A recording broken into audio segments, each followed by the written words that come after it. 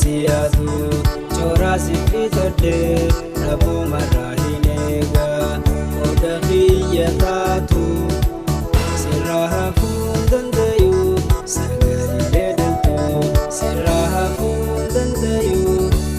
sagale dalto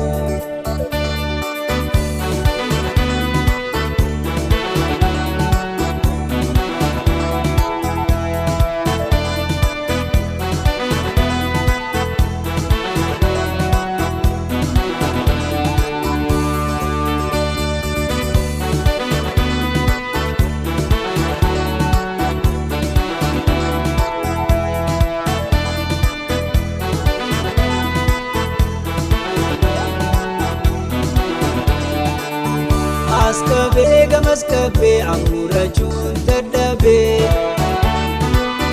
damziyata sigaisu barbade tindabe afurana kute adde jalaltite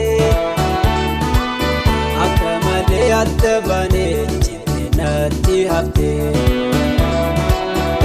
askabe gamaskabe amurajun tadabe damziyata sigaisu barbade tindabe afurana kute adde jalaltite akamale addabane chitte natti hafte yaata ganama tanini janti ganade osoon siyaadu chora sifitade rabu marahinega oda khiyatatu siraha fundandayu sagale dalto siraha fundandayu sagale dalto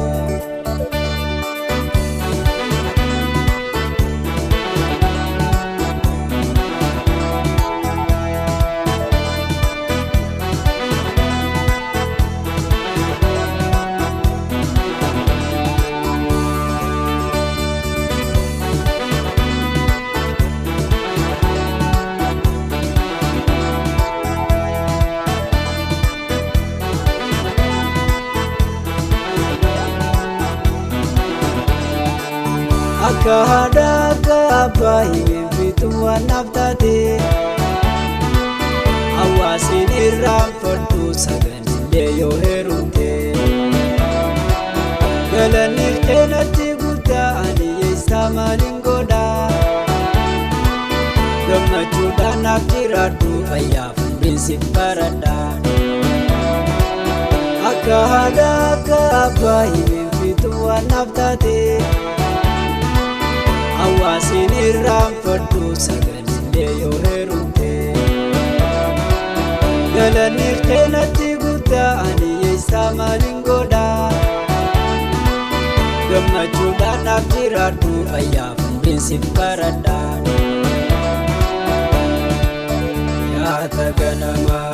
tanini janti ganade osoon siyaadu chora sifitade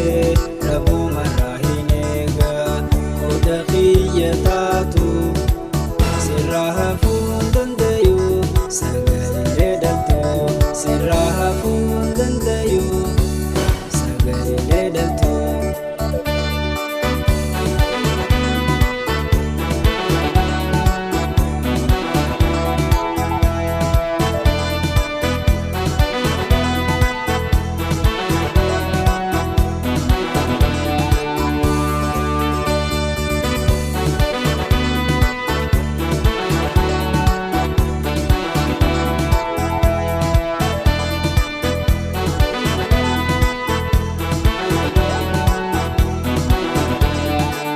Nanyade melan dugamu be anchora malimbasa Illaya daf jalalate kamal kona rasa Guyani siluma dema umrini swayndabatu Amumatti nadakadi usoon kunti yajirtu Nanyade melan dugamu be anchora malimbasa Illaya daf jalalate kamal koona raasa. Guyyaanis inuma deema umriinis waa hin dhaabbattu. Ammumatti na dhaqqabi